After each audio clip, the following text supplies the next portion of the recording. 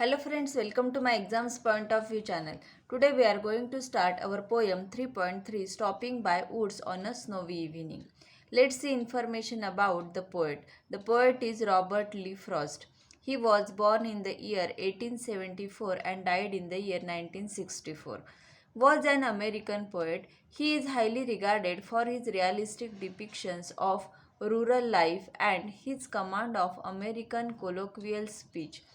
He is one of the most popular and critically respected American poets of the 20th century.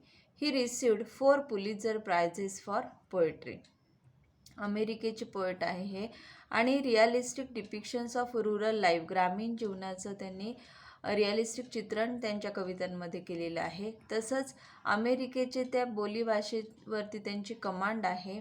अतिशय साध्या सोप्या भाषेमधल्या त्यांच्या कविता आहे. फार अवघड वर्ड्स त्यांच्या कवितांमध्ये आढळून येत नाही.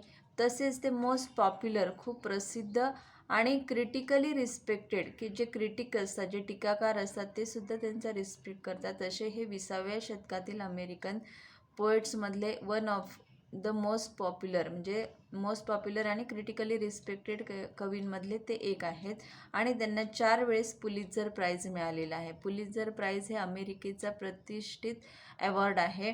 जसं आपल्याकडे साहित्य अकादमीचा अवॉर्ड आहे तसं पुलित्झर प्राइज हे फक्त अमेरिकेत दिले जातं.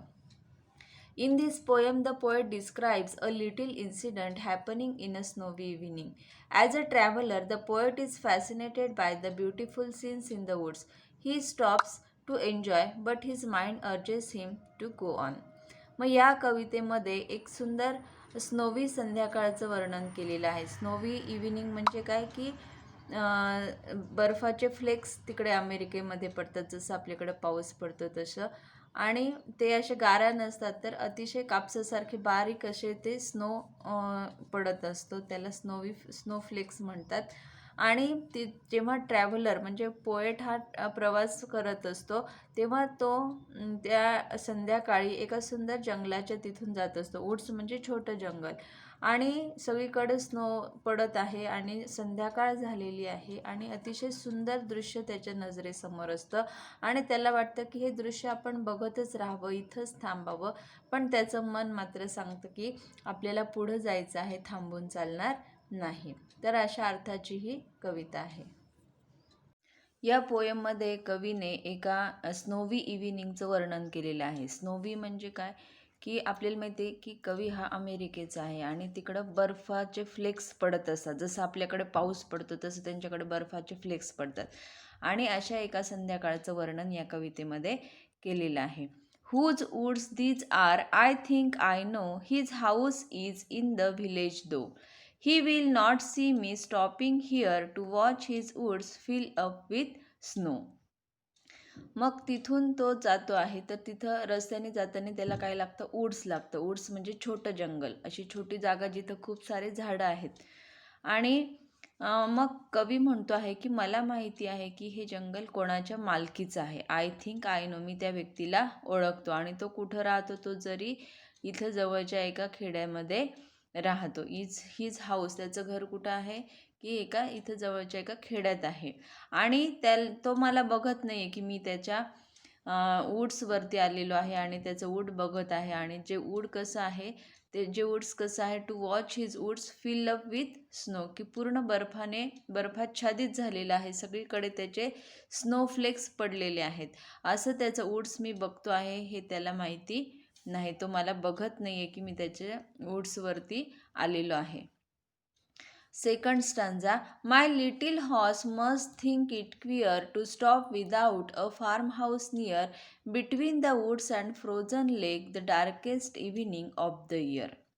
मग माझा जो छोटा घोडा आहे, त्याचा जो घोडा आहे तो फार मोठा नाही, तो छोटा घोडा आहे आणि तो म्हणतो की माझ्या घोड्याला ते जरा विचित्र वाटतं आहे. क्विअर म्हणजे काय, स्ट्रेंज, विचित्र, की इथं काही जवळ नाही, की फार्म हाऊस नाही जवळ, सगळीकडे बर्फ पडतो आहे, संध्याकाळ झालेली आहे आणि हा आपला मालक जो आहे तो इथं का थांबलेला आहे हे त्याला थोडं विचित्र वाटतं. Between the woods and frozen lake, की सगळीकडे जंगल आहे इथं बाजूला आणि जे तलाव आहे तो पण कसं झालेला आहे, फ्रोझन आहे, तो पण बर्फाच्छादित झालेला आहे आणि ही जी इव्हिनिंग आहे ती darkest evening of the year आहे. म्हणजे काय की सगळ्यात जो दिवस सगळ्यात लहान असतो आणि रात्र मोठी असते तो दिवस म्हणजे 21 डिसेंबर. तर या दिवशी जे आहे तो दिवस लहान असतो आणि रात्र ही मोठी असते आणि म्हणून त्या दिवशीच्या संध्याकाळला काय म्हटलेलं आहे, डार्केस्ट इव्हिनिंग, की हा जो दिवस आहे हा रात्र मोठी आहे, लवकर संध्याकाळ झालेली आहे, अंधार लवकर पडलेला आहे आणि तरीसुद्धा आणि बाजूला सगळं फ्रोझन लेक आहे, सगळं वूड्स आहे, कुठं फार्म हाऊस नाही आहे आणि तरीसुद्धा आपला जो मालक आहे तो इथं थांबलेला आहे. तो का थांबला असावा असा विचार तो करतो आणि त्याला थोडंसं स्ट्रेंज वाटतं, विचित्र वाटतं. He gives his harness bells a shake to ask if there is some mistake. The only other sound is the sweep of easy wind and downy flake. मग तो घोडा काय करतो की त्याच्या गळ्यात बांधलेली जी बेल आहे तिला हलवतो. हार्नेस बेल म्हणजे जी घोड्याच्या गळ्याला बांधलेली असते त्याला हार्नेस बेल म्हणतात. आणि ती बेल तो हलवतो की आपल्या मालकाला सांगावं की तो काहीतरी चूक करतो आहे. To ask if there is some mistake, की त्याच्याकडून काहीतरी चूक होती हे त्याच्या लक्षात आणून द्यावं म्हणून तो त्याच्या गळ्यातली घंटा वाजवतो.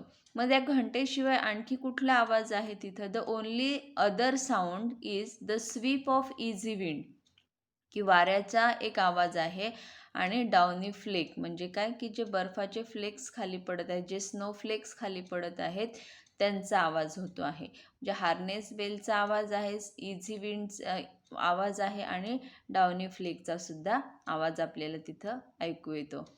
The woods are lovely, dark and deep, but I have promises to keep and miles to go before I sleep and miles to go before I sleep. मग हे जे वूड्स आहेत ते कसे आहेत? लवली आहे, डार्क आहे आणि डीप आहे. सुंदर आहेत, की अंधार झालेला आहे खूप, आणि डीप म्हणजे काय की ते खूप घनदाट आहेत आणि खूप सुंदर दिसतं आहे ते दृश्य, की कवीला तिथून जावंसं वाटत नाही आहे, बघतच राहावं वाटतं आहे ते दृश्य. पण त्याच्या लक्षात येतं की मला आणखी खूप कामं करायची आहेत. I have promises to keep, की अनेक कामं माझी बाकी आहेत, जे मी प्रॉमिस केलेलं आहे जे कामं करायचे ती कामं मला करायची आहे. त्याच्यामुळे मला इथं थांबून चालणार नाही. म्हणून miles to go before I sleep and miles to go before I sleep. इथं स्लीपचा अर्थ हा डेथ घेतलेला आहे, की मृत्यूच्या आधी मला खूप सारी कामं करायची. माइल्स टू गो म्हणजे काय की मैलोनमैल मला चालायचं आहे आणि आय स्लीप म्हणजे झोपण्याच्या आधी. पण इथं याचा अर्थ असा आहे की मृत्यूच्या आधी मला खूप कामं करायची आहेत. जी जी ठरवलेली कामं आहेत मी ती मला पूर्ण करायची आहे आणि त्याच्यामुळे मला इथं थांबून चालणार नाही, मला पुढं जावंच लागेल. या ज्या 4 ओळी आहे या अतिशय प्रसिद्ध आहेत, की पंडित नेहरू जेव्हा पंतप्रधान होते तेव्हा त्यांच्या त्या काचेखाली सुद्धा या 4 ओळी लिहिलेल्या होत्या आणि याच्यासाठी लिहिले होते की त्या ओळी त्यांना नेहमी मोटिवेट करायच्या, की आपल्याला मृत्यू येईपर्यंत खूप सारी कामं आपल्याला पूर्ण करायची आहेत. या मोटिवेशनसाठी त्यांनी त्या 4 ओळी त्यांच्या टेबलच्या काचेखाली लावलेल्या होत्या. तर तुम्हाला ही पोएम समजली असेल. याचे कवी आहेत Robert Frost. Second stanza. The last word of each line of second stanza are queer, near, lake and ear. So the rhyming words of this stanza are queer, near and ear. These words are rhyme with each other. म्हणून या स्टांजाचे rhyming words आहेत queer, near आणि year. आता याची rhyme scheme आपण बघू. पहिल्या शब्दाला आपण दिलं ए, मग त्याच्याशी राईम करणारे नियर आणि इयर आहे म्हणून याला पण आपण ए दिलं आणि लेकला बी दिलं, म्हणून सेकंड स्टांजाची राईम स्कीम आहे A A B A. Third stanza shake, rhyming words are shake, mistake and flake. Shake, mistake and flake, these are the rhyming words and rhyme scheme also A A B A. Fourth stanza, the rhyming words of this stanza are deep, keep, sleep, sleep. These 4 words are rhyme with each other. So all 4 words are rhyme with each other. So the rhyming words of this stanza are deep, keep, sleep and sleep. And rhyming scheme of this stanza is A A A A because all words are rhyme with each other. मग पहिल्या 3 स्टांजाची rhyme scheme he A A B ए आहे आणि fourth स्टांजाची rhyme scheme he A A A ए आहे. Let's see some activities. Question number 1, true false. First sentence, the speaker stops to watch rain falling among the trees. The answer is false. कारण पाऊस नाही पडत आहे तर काय पडत आहे, स्नोफ्लेक्स पडत आहे. Second, the owner of the woods is known to the speaker. You can pause the video and answer. जो ओनर आहे त्या वुड्सचा तो स्पीकरच्या ओळखीचा आहे. So the answer is true. Third, the horse is worried about the cold and wants to keep going. The answer is false because the horse was not worried, he was thinking. Then fourth, the speaker doesn't emphasize upon the beauty of woods he is passing through. And the answer is false. Emphasize म्हणजे महत्व देत नाही तो त्या जंगलातल्या ब्युटीला, सुंदरतेला. म्हणून answer is false. Question number 2, find out line or lines from the poem as a proof for the following explanation. इथं काही एक्सप्लेनेशन दिलेलं आहे आणि या अर्थाच्या ओळी आपल्याला कवितेमध्ये शोधायच्या आहे. First line, there is no one to catch the speaker trespassing. Trespassing म्हणजे विना परवानगी एखाद्याच्या जमिनीवर जाणे. तर त्याला तो गेलेला आहे त्या वुड्समध्ये आणि त्याला बघणारं कोणी नाही. या अर्थाची ओळ आपल्याला कवितेमधून शोधायची आहे. The answer is he will not see me stopping here to watch his woods fill up with snow. Then second explanation, the little horse draws his master's attention. या अर्थाची ओळ आपल्याला बघायची आहे. The answer is he gives his harness bells a shake to ask if there is some mistake. Then third, his horse seems anxious to keep going. आणि या अर्थाच्या ओळी आहेत, my little horse must think it queer to stop without a farmhouse near. Fourth, the speaker prefers to stay but is forced to move onwards. The answer is की स्पीकरला थांबावं वाटतंय पण मन सांगते की आपल्याला पुढं जायचं आहे. या अर्थाची ओळ आहे, but I have promises to keep and miles to go before I sleep. Fifth, the poem is set in bygone era. Bygone era म्हणजे जुन्या काळातली आहे. ही सांगणारी लाईन आहे, he gives his harness bell a shake. की म्हणजेच काय की तो घोड्याच्या घंटा वाजती आहे, म्हणजे घोडा त्याच्या गळ्यातली घंटा वाजवत आहे. म्हणजेच काय की तो घोड्यावरून प्रवास करतो आहे आणि घोड्यावरून प्रवास हा जुन्या काळात केला जातो. म्हणून या ओळीवरून कळतं की ही कविता जुन्या काळात सेट केलेली आहे. Question number 3, what could the following signify? Choose from the bracket below. ह्या खाली काही फ्रेजेस दिलेले आहेत, ते काय सांगतायत ते आपल्याला या ब्रॅकेटमधून निवडायचे. Duties and responsibilities, old age, life, death आणि एव्हरलास्टिंग पीस हे ऑप्शन्स आहेत. मग पहिला आहे द स्पीकर्स जर्नी. स्पीकरचा प्रवास काय दर्शवत आहे तर life. Snowy evening, old age.